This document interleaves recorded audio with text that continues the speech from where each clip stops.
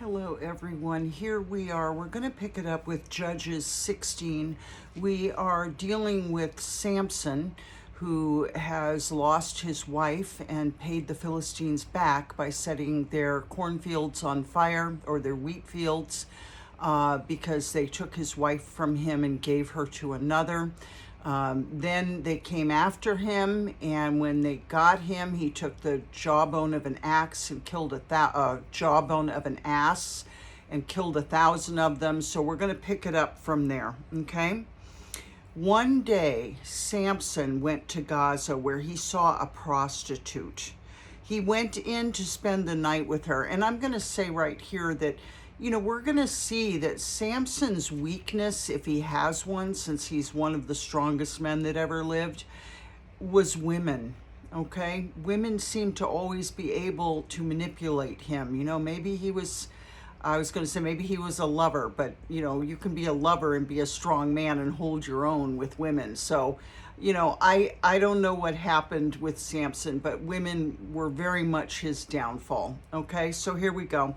One day Samson went to Gaza, where he saw a prostitute. He went in to spend the night with her. The people of Gaza were told, Samson is here.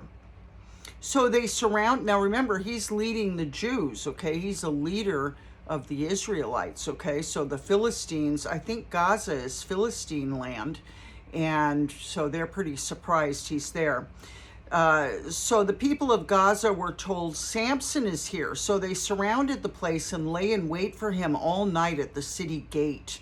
They made no move during the night, saying, at dawn we'll kill him. But Samson lay there only until the middle of the night. Then he got up and took hold of the doors of the city gate, together with the two posts, and tore them loose, bar and all.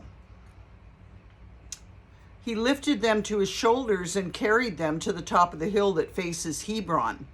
Sometime later, he fell in love with a woman in the valley of Sorek, whose name was Delilah. The rulers of the Philistines went to her and said, see if you can lure him into showing you the secret of his great strength and how we can overpower him, so we may tie him up and subdue him. Hold on and bear with me for a second.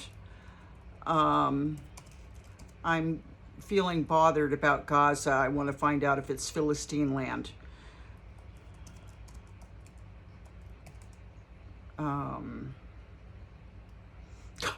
The first thing that comes up is, what was Samson doing with a prostitute in Gaza? All right, Samson's, of all the judges in the book of Judges, because remember, judges were leaders, Samson's perhaps the most famous. Who can forget his miraculous birth, long hair, feats of great strength, and most notoriously his relationship with Delilah. So it goes on. Samson travels to Gaza, spends half the night with a prostitute, steals the city gates, and then travels with them on his back for some 40 miles to the region of Hebron. Was this a night of frustrated passion culminating in an act of rage, as most commentators suggest? Perhaps, but probably not. All right. All right, this is going to go on and on, but what I need to find out is, was Gaza Philistine land? I'm just asking the wrong question. Was Gaza Philistine land? The area contained the 5 cities of the Philistine Confederacy, Gaza, Ashkelon. Okay, so we can now go back to Judges 16. So it is Philistine. He seems to like to go to Philistine. Isn't that interesting? When he's a leader of Israel, whatever. Okay, so, here we go. Sometime later, he fell in love with a woman in the valley of Sorek, whose name was Delilah. The rulers of the Philistines went to her and said, see if you can lure him into showing you the secret of his great strength and how we can overpower him, so we may tie him up and subdue him. Each one of us will give you 1,100 shekels of silver. That's a lot of money. So Delilah said to Samson, "Tell me the secret of your great strength and how you can be tied up and subdued." Samson answered her, "If anyone ties me with 7 fresh bowstrings that have not been dried, I'll become as weak as any other man." Then the rulers of the Philistines brought her 7 fresh bowstrings that had not been dried, and she tied him with them. With men hidden in the room, she called to him, "Samson, the Philistines are upon you." But he snapped the bowstrings as easily as a piece of string snaps when it comes close to a flame. So the secret of his strength was not discovered. Then Delilah said to Samson, "You've made a fool of me. You lied to me. Come now, tell me how you can be tied." He said, "If anyone ties me securely with new ropes that have never been used, I'll become as weak as any other man." So Delilah took new ropes and tied him with them. Then, with men hidden in the room, she called to him, "Samson, the Philistines are upon you." But he snapped the ropes off his arms as if they were threads. Delilah then said to Samson, "All this time you've been making a fool of me and lying to me. Tell me how you can be tied." Now remember, Samson is in love with this woman, okay? He replied, "If you weave the 7 braids of my head into the fabric on the loom and tighten it with the pin, I'll become as weak as any other man." So while he was sleeping, Delilah took the 7 braids of his head, wove them into the fabric, and tightened it with the pin. Again she called to him, "Samson, the Philistines are upon you." He awoke from his sleep and pulled up the pin and the loom with the fabric. Then she said to him, "How can you say I love you?" Here we go, folks. Manipulations that women do, okay? Not that men can't do this, but this is classic. "How can you say I love you when you won't confide in me? This is the 3rd time you've made a fool of me and haven't told me the secret of your great strength." With such nagging, she prodded him day after day until he was sick to death of it. That is literally written in the scripture. I'm going to read that again. With such nagging, she prodded him day after day until he was sick to death of it. So he told her everything. "No razor has ever been used on my head," he said, "because I've been a Nazarite dedicated to God from my mother's womb. If my head were shaved, my strength would leave me and I'd become as weak as any other man." When Delilah saw that he told her everything, she sent word to the rulers of the Philistines. "Come back once more, he's told me everything." So the rulers of the Philistines returned with the silver in their hands. After putting him to sleep on her lap, she called for someone to shave off the 7 braids of his hair, and so began to subdue him, and his strength left him. Then she called, "Samson, the Philistines are upon you." He awoke from his sleep and thought, "I'll go out as before and shake myself free." But he didn't know that the Lord had left him. Uh-oh. Then the Philistines seized him, gouged out his eyes, and took him down to Gaza. Binding him with bronze shackles, they set him to grinding grain in the prison. But the hair on his head began to grow again after it had been shaved. You know, people are so stupid. Evil people are so stupid. It's stunning. Now the rulers of the Philistines assembled to offer a great sacrifice to Dagon, their god, and to celebrate, saying, "Our God has delivered Samson, our enemy, into our hands." And Dagon was that god that looked like a big dog, sitting with its arms out straight like a man's. When the people saw him, they praised their God, saying, "Our God's delivered our enemy into our hands, the one who laid waste our land and multiplied our slain." While they were in high spirits, they shouted, "Bring out Samson to entertain us." So they called Samson out of the prison, and he performed for them. Probably feats of strength, right? When they stood him among the pillars, Samson said to the servant who held his hand, "Put me where I can feel the pillars that support the temple so that I may lean against them." Remember, he's blind. He has no eyeballs anymore. Now, this is the love that Delilah had for him, okay? Beware of the hypocrite, all right? Now, the temple was crowded with men and women. All the rulers of the Philistines were there, and on the roof were about 3,000 men and women watching Samson perform. They used the roofs often in ancient times. Then Samson prayed to the Lord, "Sovereign Lord, remember me. Please, God, strengthen me just once more and let me with one blow get revenge on the Philistines for my 2 eyes." Then Samson reached towards the 2 central pillars on which the temple stood, bracing himself against them, his right hand on the one and his left hand on the other. Samson said, "Let me die with the Philistines." Then he pushed with all his might, and down came the temple on the rulers and all the people in it. Thus he killed many more when he died than while he lived. Then his brothers and his father's whole family went down to get him. They brought him back and buried him between Zorah and Eshtal in the tomb of Manoah, his father. He had led Israel 20 years. Beware of the hypocrites, people. I got to tell you, I had somebody that I used to know when I was a kid in Palo Alto. He was like the ice cream server at Swenson's Ice Cream, and he became a friend of mine, and I really liked him. But our paths split, and I hadn't seen him for about 40, 50 years, maybe 50 years. And when he contacted me again, he was a woman, a drag queen. And I mean, I don't think he's a full transsexual. I think he's a woman from the waist up.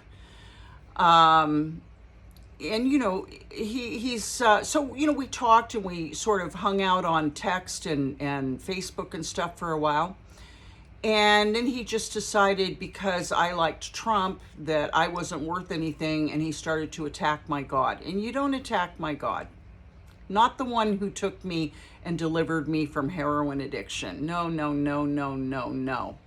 So I let go of him.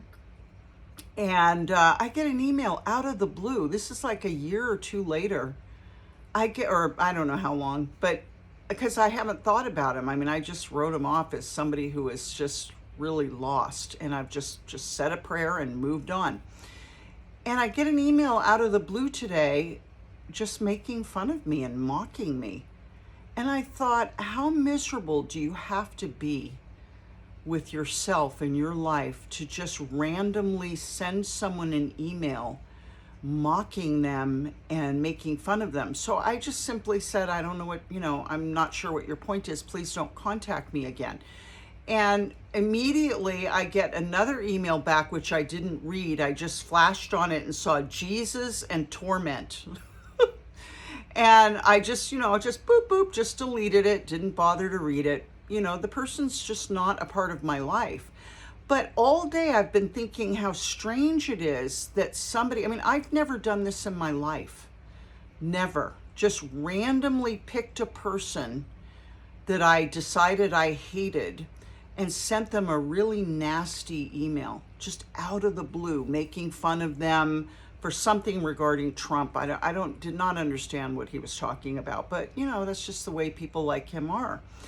And I thought about what I used to say to my kids. I used to tell both of my kids at separate times, because I didn't raise them together, but one after the other. I used to always tell them, people are more miserable than you would ever believe. And I think it's wisdom to remember that, okay? To remember that people in general, people who don't know the Lord, people who are living hypocrites, are very miserable. And we know that this guy is confused and screwed up anyway, okay? So, with somebody like that, I guess the reason I'm bringing this up is to show you where the world is today, that somebody would just randomly contact someone who ministers even. Like, there's just no respect whatsoever for another human being and their ministry or what they do, and just try to bring grief into that person's life. And this is the world we're in today, okay? And this person is, a Biden supporter and all that. So we know what the mindset is, okay? And we also know there's a lot of confusion there. So I'm not bringing this up to shame him. I'm bringing this up to tell you that we're in dangerous times, and there are people out there that will randomly shoot emails off to other people, making fun of them and mocking them and stomping on them. And I just found it amazing. I've never done anything like that in my entire life, but I'm not miserable, okay? So I just want to bring that up. Just be careful. be careful out there, because there's no respect for anybody anymore. And you would have thought, even in the name of an old friendship, he would have just let me go. But, here it is a year later, and here, I don't really even know how long, because once I said goodbye to him, he's just not a part of my life at all. All right, so let's go to Judges 17. Now, a man named Micah from the hill country of Ephraim said to his mother, "The 1,100 shekels of silver that were taken from you, and about which I heard you utter a curse, I have that silver with me. I took it." Then his mother said, "The Lord bless you, my son." When he returned the 1,100 shekels of silver to his mother, she said, "I solemnly consecrate my silver to the Lord for my son to make an image overlaid with silver. I will give it back to you." So after he returned the silver to his mother, she took 200 shekels of silver and gave them to a silversmith who used them to make the idol. And it was put in Micah's house. So she made the idol and then gave it back to him, the silver back in the form of an idol. Now, this man Micah had a shrine, and he made an ephod, the breastplate that goes on the priest, and some household gods, and installed one of his sons as his priest. In those days, Israel had no king. Everyone did as they saw fit. A young Levite from Bethlehem in Judah, who'd been living within the clan of Judah, left that town in search of some other place to stay. On his way, he came to Micah's house in the hill country of Ephraim. Micah asked him, "Where are you from?" "I'm a Levite from Bethlehem in Judah," he said, "and I'm looking for a place to stay." Then Micah said to him, "Live with me and be my father and priest, and I'll give you 10 shekels of silver a year, your clothes and your food." So when you think about 10 shekels a year as your pay, and you look back at the last chapter where a group of men each gave Delilah 1,100 shekels, they basically made her into a very rich woman. So she chose money over her supposed love, which was very hypocritical, clearly, for Samson, okay? Very manipulative, evil woman, and that's why we use her name to this day to describe women like that. All right, so I'll give you 10 shekels of silver a year, your clothes and your food. So the Levite agreed to live with him, and the young man became like one of his sons to him. Then Micah installed the Levite, and the young man became his priest and lived in his house. And Micah said, "Now I know that the Lord will be good to me, since this Levite has become my priest." And you remember, the Levites were the priestly line. All right, Judges 18. In those days, Israel had no king. And in those days, the tribe of the Danites, the tribe of Dan, was seeking a place for their own where they might settle, because they'd not yet come into an inheritance among the tribes of Israel. So the Danites sent 5 of their leading men from Zorah and Eshtaol to spy out the land and explore it. These men represented all the Danites. They told them, "Go explore the land." So they entered the hill country of Ephraim and came to the house of Micah, where they spent the night. When they were near Micah's house, they recognized the voice of the young Levite. So they turned in there and asked him, "Who brought you here? What are you doing in this place? Why are you here?" He told them what Micah had done for him, and he said, "He's hired me and I'm his priest." Then they said to him, "Please inquire of God to learn whether our journey will be successful." The priest answered them, "Go in peace. Your journey has the Lord's approval." So the 5 men left and came to Laish, where they saw that the people were living in safety, like the Sidonians, at peace and secure. And since their land lacked nothing, they were prosperous. Also, they lived a long way from the Sidonians and had no relationship with anyone else.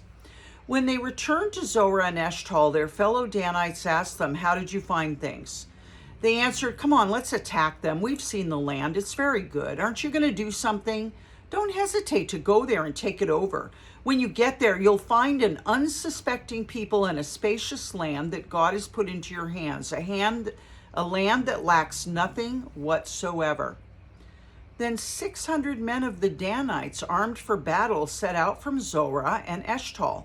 On their way, they set up camp near Kiriath Jearim in Judah. This is why the place west of Kiriath Jearim is called Mahaneh Dan to this day. From there, they went on to the hill country of Ephraim and came to Micah's house. Then the 5 men who'd spied out the land of Laish said to their fellow Danites, "Do you know that one of these houses has an ephod, some household gods, and an image overlaid with silver? Now you know what to do." So they turned in there and went to the house of the young Levite at Micah's place and greeted him. The 600 Danites, armed for battle, stood at the entrance of the gate. The 5 men who'd spied out the land went inside and took the idol, the ephod, and the household gods, while the priest and the 600 armed men stood at the entrance of the gate. When the 5 men went into Micah's house and took the idol, the ephod, and the household gods, the priest said to them, "What are you doing?" They answered him, "Be quiet, don't say a word. Come with us and be our father and priest. Isn't it better that you serve a tribe and clan in Israel as priest, rather than just one man's household?" The priest was very pleased. He took the ephod, the household gods, and the idol and went along with the people, putting their little children, their livestock, and their possessions in front of them. They turned away and left. When they had gone some distance from Micah's house, the men who lived near Micah were called together and overtook the Danites. As they shouted after them, the Danites turned and said to Micah, "What's the matter with you that you called out your men to fight?" He replied, "You took the gods I made and my priest and went away. What else do I have? How can you ask what's the matter with you?" The Danites answered, "Don't argue with us, or some of the men may get angry and attack you, and you and your family will lose your lives." So the Danites went their way, and Micah, seeing that they were too strong for him, turned around and went back home. Then they took what Micah had made and his priest and went on to Laish against a people at peace and secure. They attacked them with the sword and burned down their city. There was no one to rescue them because they lived a long way from Sidon and had no relationship with anyone else. The city was in a valley near Beth Rehob. The Danites rebuilt the city and settled there. They named it Dan after their ancestor Dan, who was born to Israel, though the city used to be called Laish.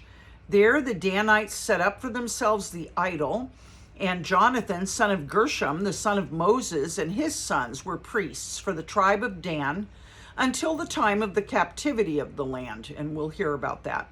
They continued to use the idol Micah had made all the time the house of God was in Shiloh. Something about that doesn't sound right, okay? We'll find out, I'm sure.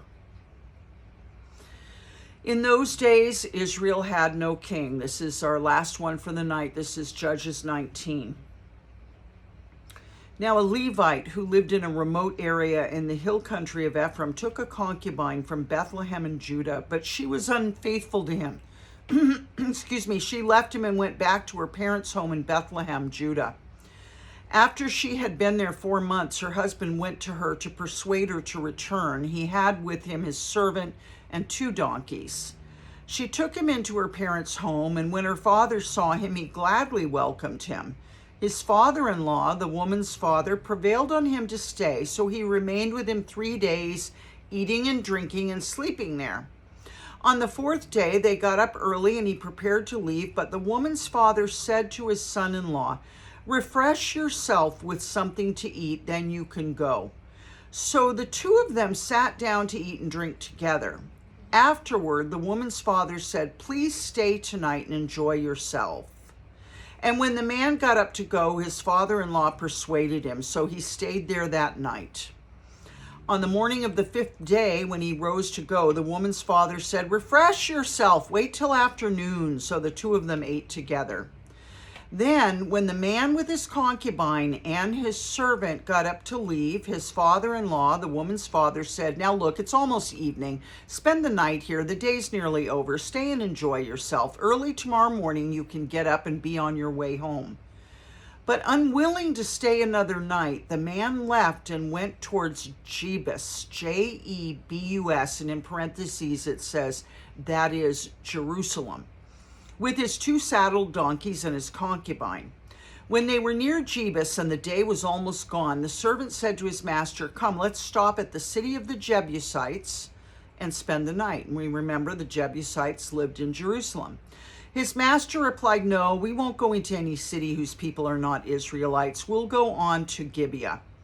He added, "Come, let's try to teach Gibeah or Ramah. Let's try to reach Gibeah or Ramah and spend the night in one of those places." So they went on, and the sun set as they neared Gibeah in Benjamin. There they stopped to spend the night. They went and sat in the city square, but no one took them in for the night. Remember I told you when you entered a town, you just went into the city square and somebody would show hospitality to you by coming and collecting you in the square. That's how they were with strangers. That evening, an old man from the hill country of Ephraim who was living in Gibeah, the inhabitants of the place were Benjamites. What's going on, Ollie? Hold on. Ollie. Okay. Came in from his work in the fields. When he looked and saw the traveler in the city square, the old man asked, "Where are you going? Where did you come from?" He answered, "We're on our way from Bethlehem in Judah to a remote area in the hill country of Ephraim where I live. I've been to Bethlehem in Judah, and now I'm going to the house of the Lord. No one's taken me in for the night. We have both straw and fodder for our donkeys and bread and wine for ourselves and your servants, me, the woman, and the young man with us. We don't need anything."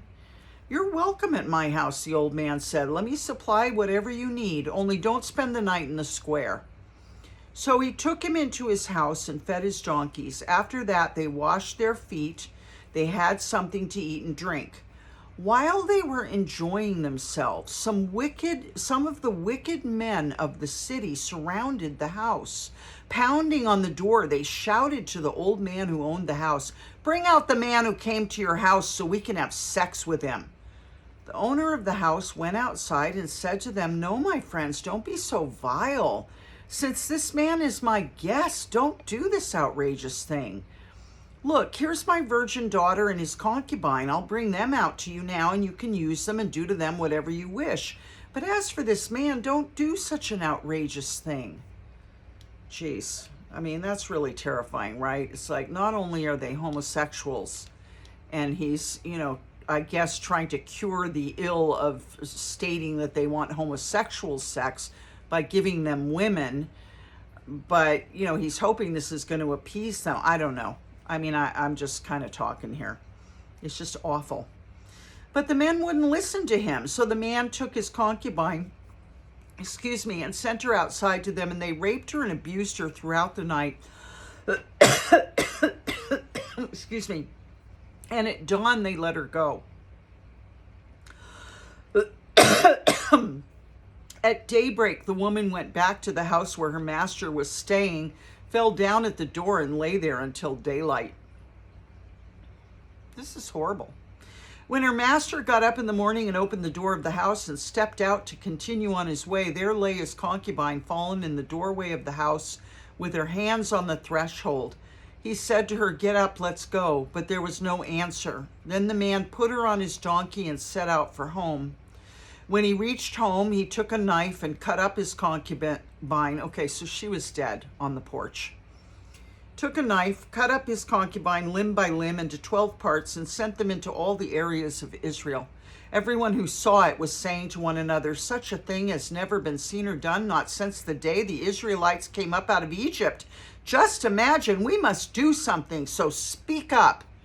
And tomorrow we'll find out what they do. If I remember correctly, there is a war in Benjamin, okay? And that sin of raping the concubine to death lasts, the penalty for it and the punishment for it lasts a long time, if I remember correctly. So we'll hear about that tomorrow.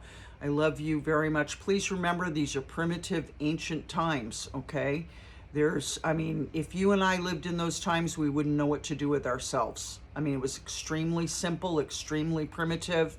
It wasn't even a theological age yet, but, God was involved, and they knew God was involved, but it's just terrible reading these things. I love you very much, and I'll see you tomorrow. We'll pick it up at Judges 20. Love you. Good night.